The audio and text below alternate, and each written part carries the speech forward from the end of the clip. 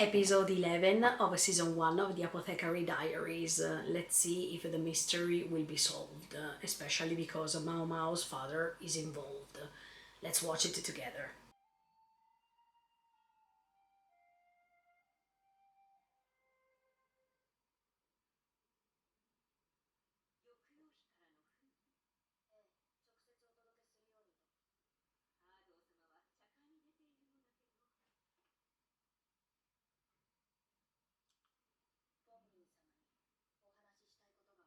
Oh,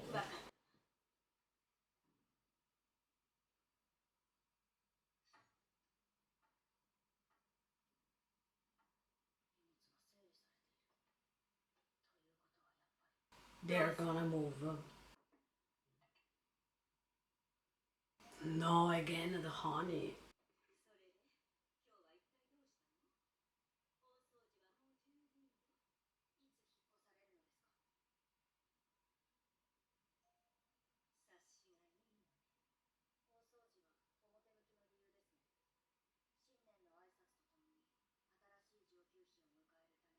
Wow, let's see who that concubine will be.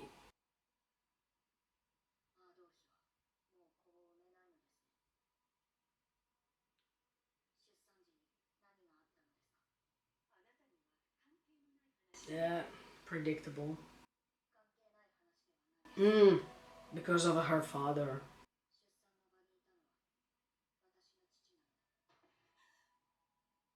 Wow.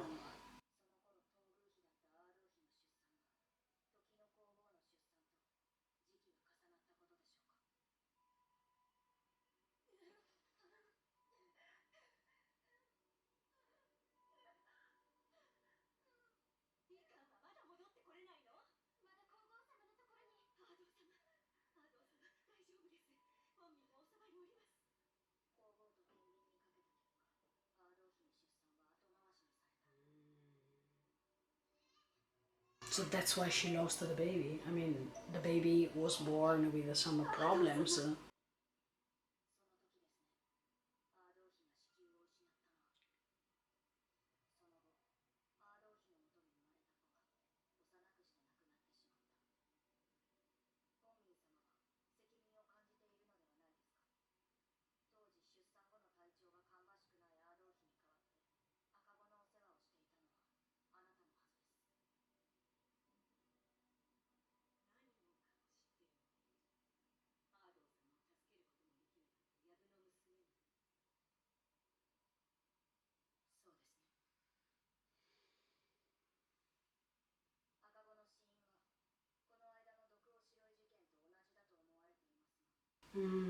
That one of Lushu. Lishu, sorry.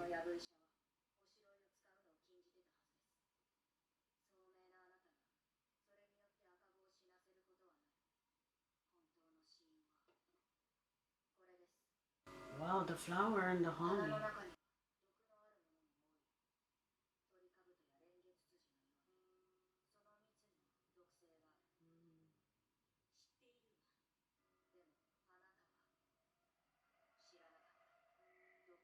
Ah, so she did it unconsciously and then, but then she wanted to try with the Lishu anyway, so.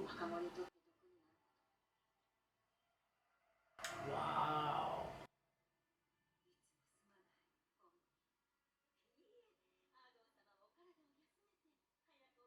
Yeah, but she could have asked, can I give a honey to the baby or something? No, she didn't.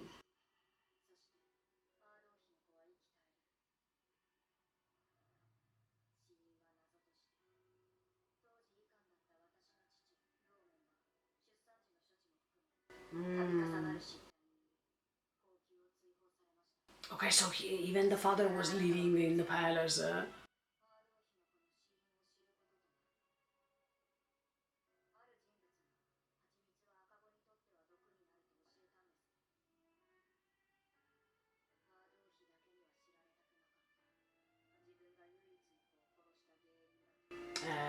Wow.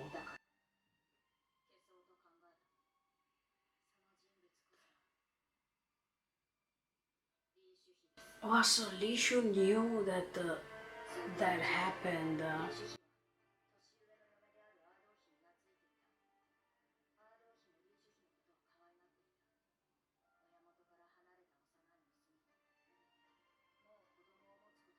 So she wanted to be her mother, let's say.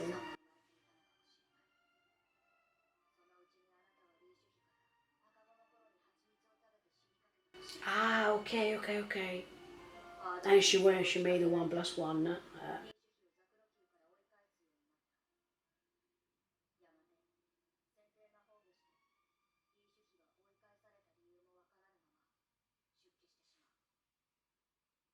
And she was happy, but then she came back.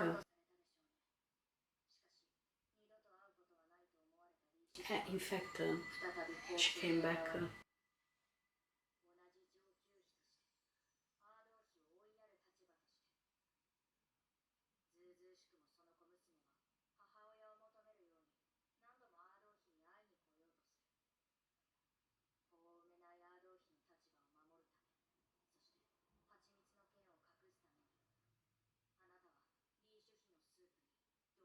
But see, this is intentional, so.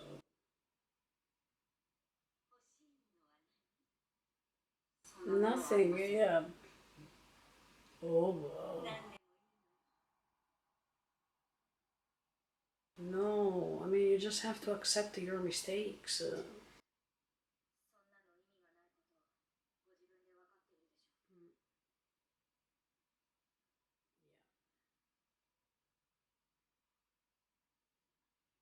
I mean, there's nothing you can do to deny.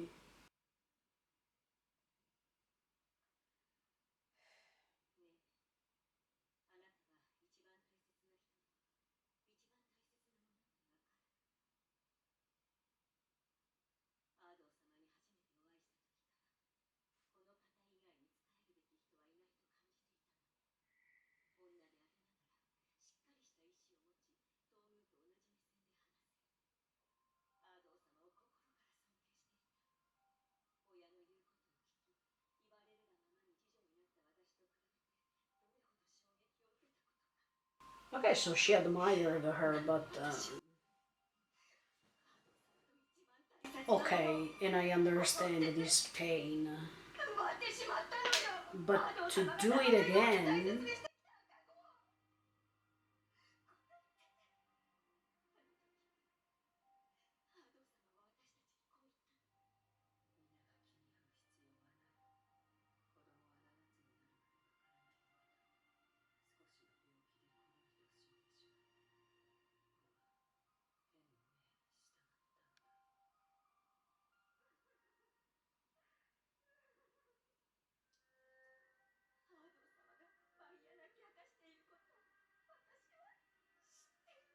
but sure, because she lost her baby.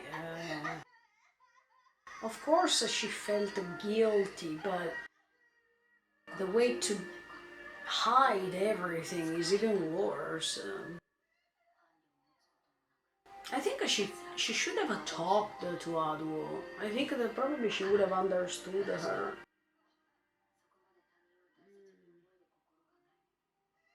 Not yet, no, no.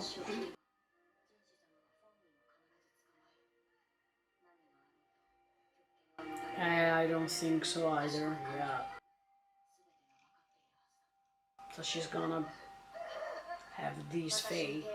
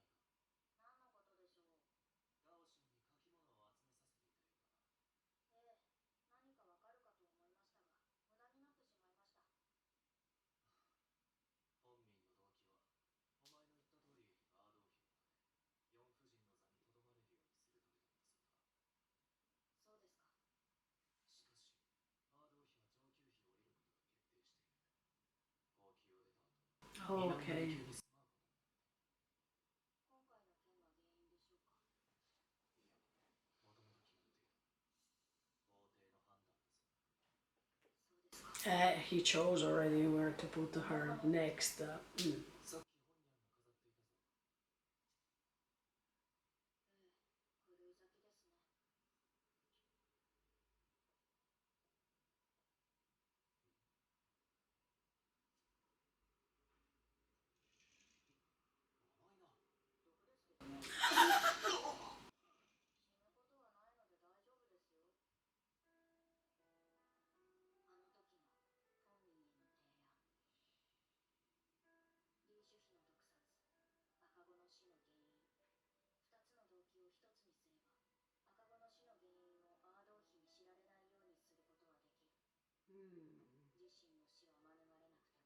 No, in fact, that was already quite a lot. I mean, you did something great, Mao Mao.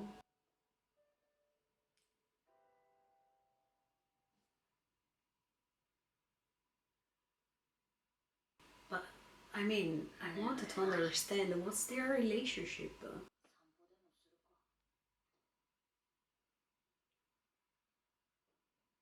Because they seem brother and sister or mother and and son,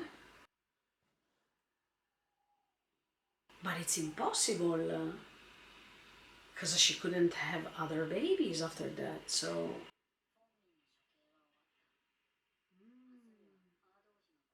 oh, okay, she died already.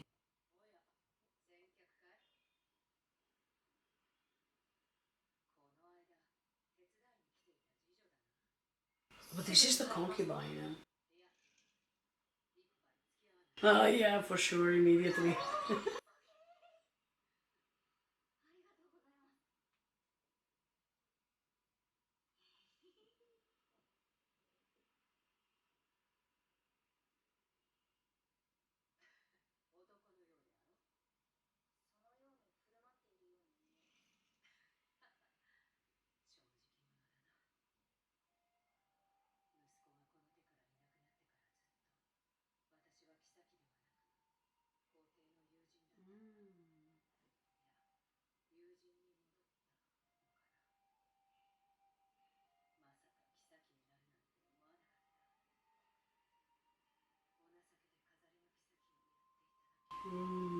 She suffered a lot too.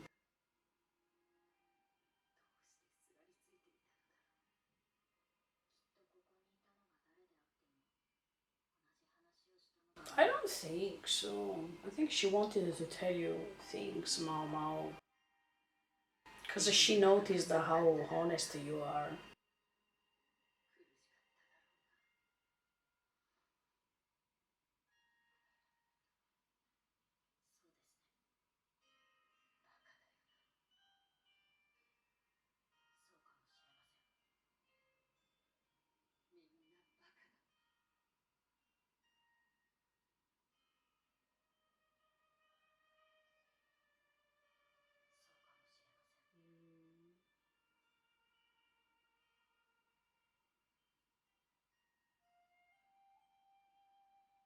But I think this was a nice talking. I mean, okay.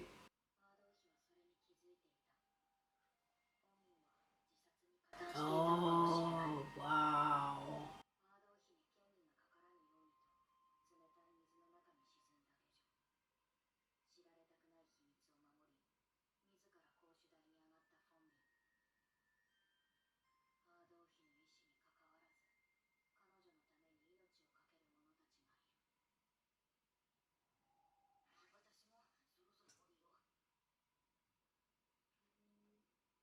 Yeah, but what about Gigi? Oh no.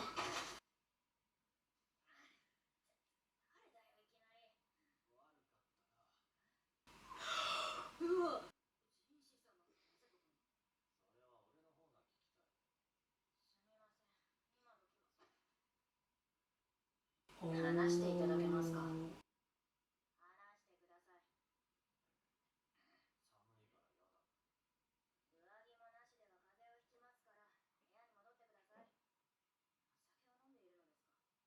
Because he drank with Adu.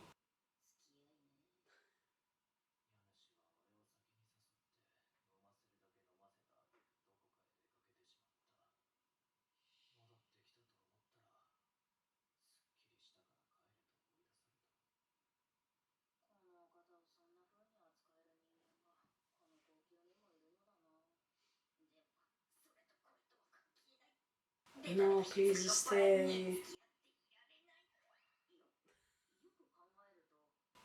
Uh,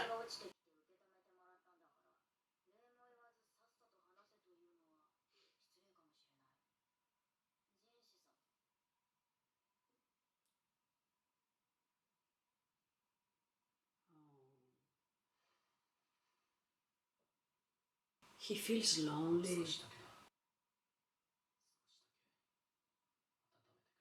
What did Adu say to him?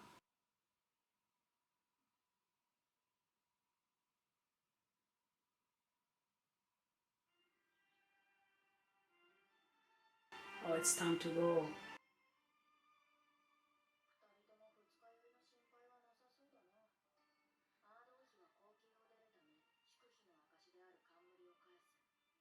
Wow. Let's see who's next. But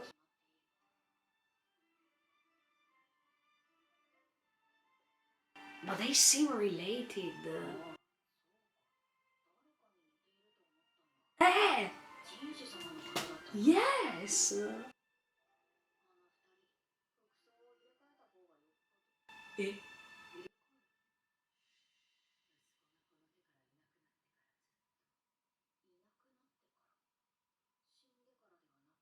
Eh, what?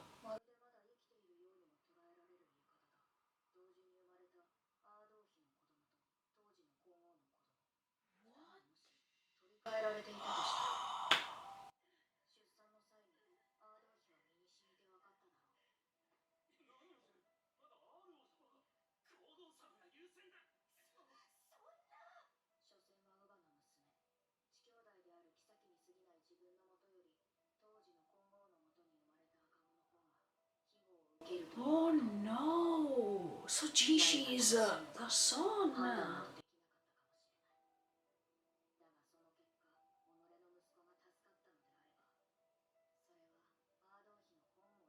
Oh.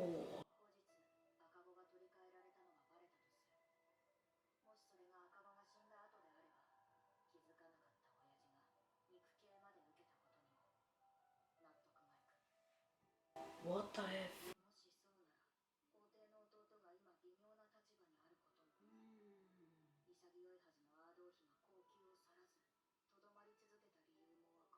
So she knows everything. Did she tell him, look, I'm your mother?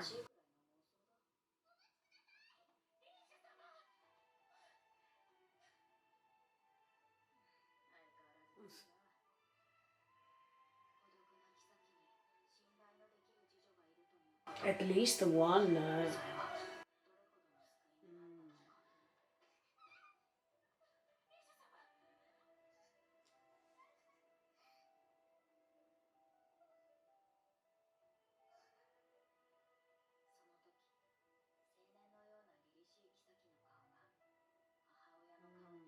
No, but I think Abdul is very beautiful.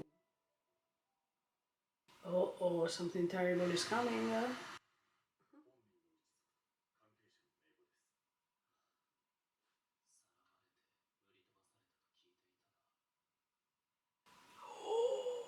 Okay, in this episode we discovered so many things, and I was expecting this episode to narrate more about all these characters, but I've never expected to think that Jinshi is probably Aduo's real child, and the Empress Du Waiter and Aduo's baby were swept. That actually makes sense because I've always told you that Jinshi and Aduo, they were very very similar. Physically speaking, they relate to each other, but I've never thought that this could have happened because in this episode we could understand the pain Aduo felt throughout the years. Even if her child is still alive, that means Jinshi. But anyway, she had to fake that that baby is not her baby, that that baby died somehow. And it was something that really happened because Jinshi could grow, but anyway, it was like as if she was a stranger to him, and it was not someone related to him. And that's very painful. I think Aduo had lots of painful moments in her life, and the strength that she had to overcome all these difficulties was priceless. I think that this woman was very resolute and very courageous to keep going on living that life in a palace where she knew probably that her child was still there, but she couldn't say, "Look, I'm your mother," or something like that. That pain is beyond everything. And I think that even the lady in waiting, Feng Ming, who died, had lots of pressure, had lots of painful moments to live through. Of course, what she did was totally wrong. She did something terrible to Li Shu because she tried to poison her and to kill her because of what Li Shu knew about honey. It was something crazy to do, okay? But I wanted to be empathic with her too because she killed that baby without even knowing the consequences. I mean, she did it innocently. But what she was trying to do to Li Shu, it was something intentionally that she wanted it to do. And in that case, she knew what she was doing. I understand that for her, Aduo was an incredible and important person, and she was trying to do everything to not let Abduo understand what happened, so that the loyalty, but even the self-esteem that she was feeling couldn't fell off from the reputation that she was trying to build throughout the years. But anyway, that was not the right thing to do. And on the contrary, that could have created even more problems later if Mao Mao didn't intervene.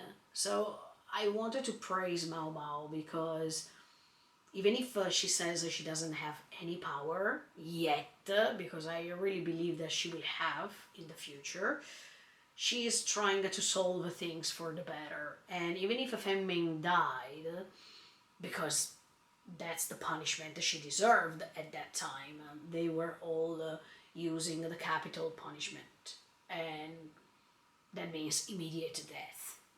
You're condemned for real and for sure. Her dialogue with her was helpful because Feng Ming, fortunately, before dying, could express her feelings out loud for the first time, and she knew she was going to die, but what she was doing before dying helped her to go. And I think without Mao Mao, she could have not done that. As much as when Mao Mao had a dialogue with Abduo before her departure from the Rear Palace, yeah, I think that was helpful too, because she was able to talk to a person with no power and to feel understood somehow. That was very nice because throughout the years it was very hard for Abduo to release the pain she felt. Mao Mao was there. I think that probably she talked to Jinxi, and in fact we saw that that happened before Mao Mao and Abduo met. But I don't understand what she told Jinxi. Did she tell him, "Look, I'm your mother," and then they drank together and he got drunk and he could release the pain he felt while hugging Mao Mao? Did she say something else? We don't know, but for sure Jinxi was crying later with Mao Mao, so I think that that was his way to release the feelings he was feeling from his heart. And I'm glad that Mao Mao was there once again. I think what Jinxi did was to let Mao Mao know in the hardest times he wants her to be around. He wants her to be there to calm him down. That's very important because nobody saw Jinxi crying except for her. And that's something precious, something intimate that you can't share with everybody. You always have a person you can share your emotions with. And I think that Mao Mao played that role in that moment. So now I wanted to see who's gonna be the next concubine because, of course, the new one is coming really soon. And there is even these New Year's ceremony, so probably we are going to see these other festival or other things happening. But for sure, I think that the mysteries around the palace will go on somehow, especially because if Jinshi is a duo's son, things will come out somehow. I hope so at this point. But maybe it's better if not, because Jinshi has an important role in the palace, and if everything is discovered, probably he's gonna lose this role.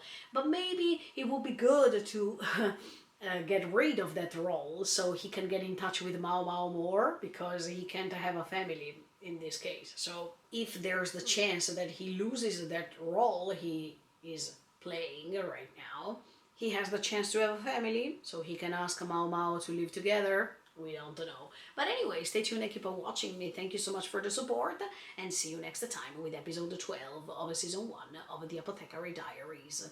Thank you so much for the support, and see you in the next video.